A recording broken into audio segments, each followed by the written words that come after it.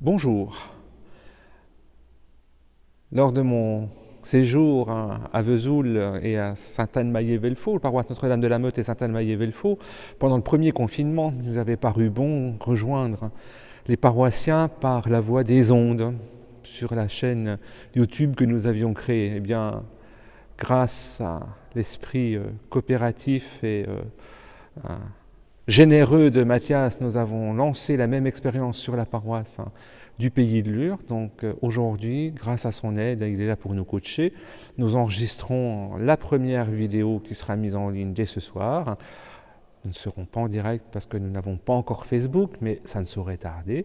Et par la suite, eh bien, je remercie par avance Ludovic qui va prendre le relais parce que je ne peux pas tout faire tout seul. Vous savez que les fast time avec un téléphone pour une vidéo, c'est plutôt compliqué. Donc je suis très heureux de vous retrouver, peut-être de faire connaissance aussi, parce que depuis que je suis arrivé, je ne connais pas grand monde, et puis ceux que je connais, eh bien, ils sont masqués. Alors reconnaître les gens masqués, c'est pas évident.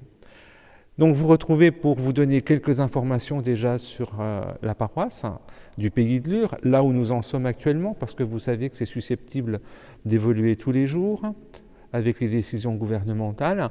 Donc nous n'avons toujours pas de messe avec assemblée, mais nous les prêtres, le Père Gérard et moi, nous célébrons tous les dimanches matins, tous les matins de la semaine, à 8h30 à la chapelle de Persévérance.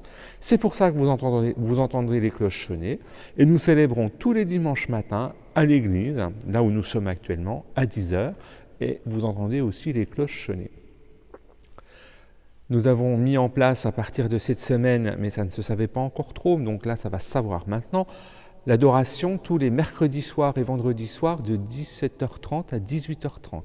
Ici, dans l'église, le Saint-Sacrement est exposé et nous pouvons prier silencieusement les uns avec les autres et avec tous ceux qui ne peuvent pas se déplacer et qui comptent sur notre prière. Bien entendu, je reste disponible pour rencontrer l'un ou l'autre, soit par téléphone pour un temps de partage et de parole, parce qu'il y en a qui ont envie et besoin de parler. Vous pouvez appeler le presbytère de Lure, et puis aussi, si certains veulent vivre le sacrement de la réconciliation, je suis à leur disposition. Le plus simple, c'est qu'ils prennent rendez-vous par téléphone, et je viendrai à l'église à ce moment-là, pour que nous puissions vivre le sacrement de la réconciliation dans les meilleures conditions possibles, avec le masque et en gardant une certaine distance, donc on y arrivera. Et puis enfin, on me pose la question, pourquoi est-ce qu'on entend tout le temps les cloches sonner dans la journée ? Puisque les enterrements sont possibles. Quelqu'un m'a encore demandé au téléphone si c'était possible de célébrer les funérailles. Il avait entendu dire que ce n'était pas possible. C'est faux. Dans le cadre actuel des choses, eh bien, nous pouvons célébrer les funérailles avec un maximum de 30 personnes, parce que la mission de l'Église, c'est d'accompagner les familles qui sont dans la peine et de les aider à dire adieu dignement à leurs défunts. C'est ce que nous essayons de faire le mieux possible. D'ailleurs, si vous aviez, avec cette vidéo, l'odorat et vous sentiez ce qui se passe dans cette église, vous sentiriez que ça sent l'encens, parce qu'on vient de terminer des funérailles. Voilà.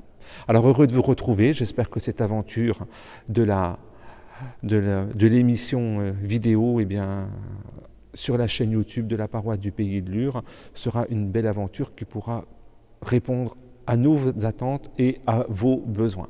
Mais pour l'instant, si vous voulez bien, nous dirigeons-nous vers la table de la parole où nous allons écouter l'évangile de ce 34e dimanche du temps ordinaire, la fête du Christ roi.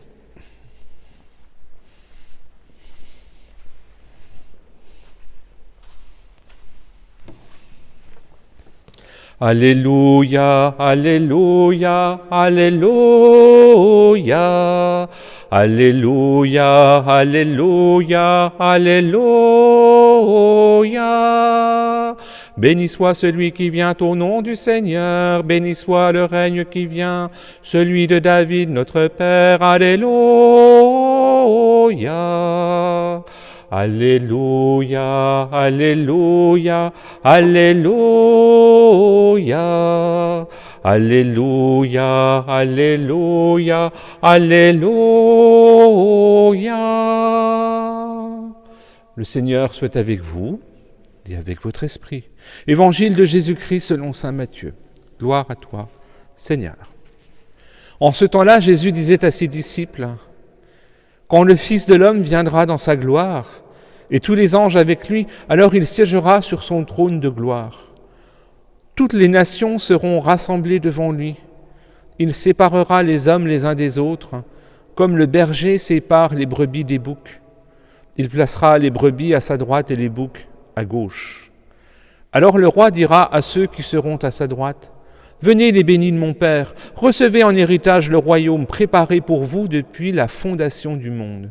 Car j'avais faim et vous m'avez donné à manger. J'avais soif et vous m'avez donné à boire. J'étais un étranger et vous m'avez accueilli.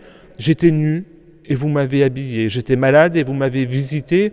J'étais en prison et vous êtes venus jusqu'à moi. » Alors les justes lui répondront, « Seigneur, quand est-ce que nous t'avons vu? Tu avais donc faim et nous t'avons nourri? Tu avais soif et nous t'avons donné à boire? Tu étais un étranger et nous t'avons accueilli?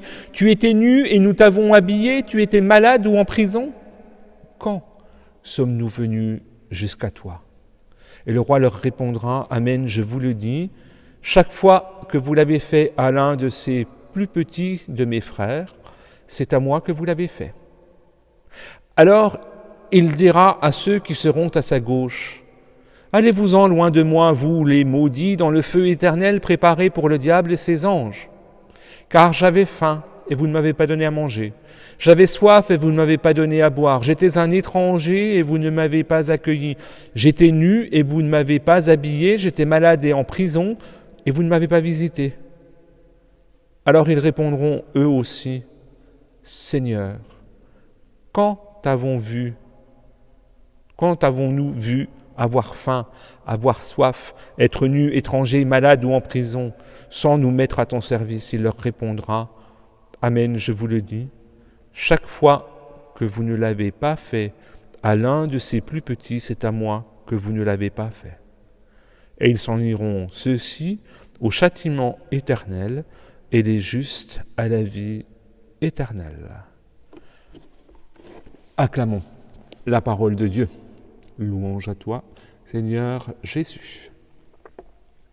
Voilà, frères et sœurs, en ce dimanche, eh bien, nous avons vraiment le droit, et c'est un beau geste liturgique, enfin il n'est pas liturgique, mais il pourrait l'être, celui de fermer le livre.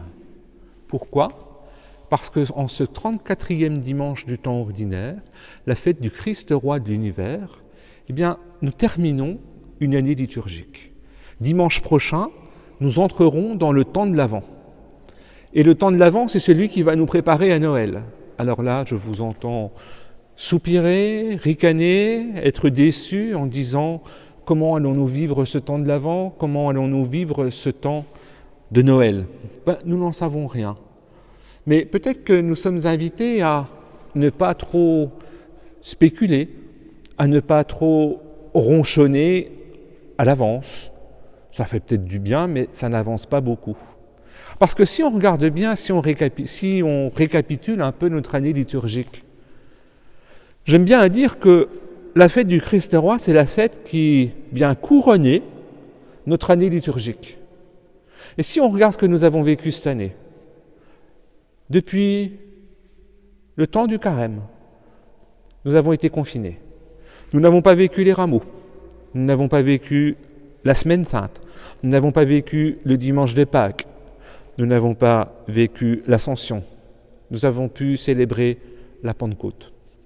Mais quand je dis que nous ne l'avons pas vécu, je me trompe, parce que nous les avons vécus autrement. Et c'est ça qui est important. Ne pas nous dire « nous n'avons pas fait ». Nous avons fait autrement. Et peut-être que cette année, eh bien, nous serons invités, appelés à continuer à vivre le temps de l'Avent, et peut-être même Noël autrement. Mais qu'est-ce qui est important à Noël? C'est que nous fassions mémoire de l'incarnation du Christ. Et quand je lis ce texte d'évangile aujourd'hui, je me dis nous avons du mal à récapituler ce que nous avons vécu, mais prenons le temps de nous asseoir. Prenons le temps de faire une pause et de nous mettre à la lumière du Christ ressuscité. Nous avons peut-être à la maison des bougies, alors allumons une bougie et en regardant cette bougie, posons-nous la question. Durant cette année, qu'est-ce que j'ai vécu? Et est-ce que je suis un mouton? Ou est-ce que je suis un bouc?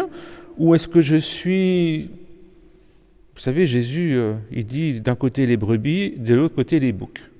Alors, on n'aime pas trop ce texte d'évangile parce qu'on n'a pas envie de se retrouver du mauvais côté. Mais je pense que quand je ronchonne, quand je ne me mets pas dans la présence du Seigneur pour vivre les choses, eh bien je suis du mauvais côté, on va le dire comme ça. Quand j'accueille les choses le mieux possible, quand je me mets en présence du Seigneur et que je dis, eh bien Seigneur, non pas ma volonté, mais la tienne. Alors attention, ce n'est pas le Seigneur qui nous a imposé le virus.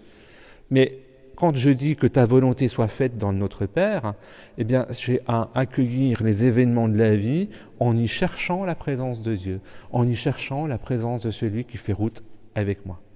Parce que quand on regarde bien, quand on a l'impression qu'il est absent, c'est pas lui qui est absent, c'est lui qui nous sommes abonnés aux abonnés absents.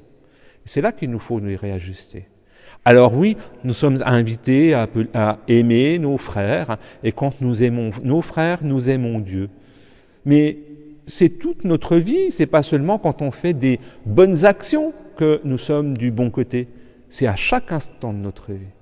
Et peut-être que ce temps de l'Avent, où nous allons être appelés, invités à prendre du temps pour accueillir la parole, pour accueillir celui qui vient, eh bien nous allons faire des découvertes et des expériences spirituelles fortes. Et c'est pour cela que nous avons à être dans l'action de grâce et à nous laisser étonner. Moi j'aime beaucoup ce texte d'évangile pour ça, parce que ce soit les brebis ou les boucs, ils sont tous étonnés. Quand est-ce que nous avons fait ceci? Quand est-ce que nous ne l'avons pas fait? Parce que c'est le Seigneur qui les aide à prendre conscience. Alors, laissons-le agir dans nos vies, laissons-le se manifester dans nos vies, laissons-nous étonner par Dieu, et puis posons-lui la question, et alors, Seigneur, où est-ce que j'en suis? Qu'est-ce que j'ai fait? Qu'est-ce que j'ai mal fait? Qu'est-ce qu'il faut que je fasse mieux pour pouvoir être ton disciple et accueillir ta bonne nouvelle le mieux possible? C'est ce que je vous invite à faire, en toute simplicité, en toute humilité, et en prenant le temps de prier aussi pour tous ceux et toutes celles qui, comme nous, se poseront ces questions et avanceront sur le chemin de la foi. Alors, c'est la fête du Christ roi, la fin de l'année liturgique. Fermons le livre et préparons-nous à le rouvrir la semaine prochaine, mais non, pas la semaine prochaine, dans 2 minutes déjà, puisque la parole de Dieu ne va pas attendre une semaine pour cheminer avec le Seigneur. Bon dimanche et bon cheminement à vous tous. À la semaine prochaine.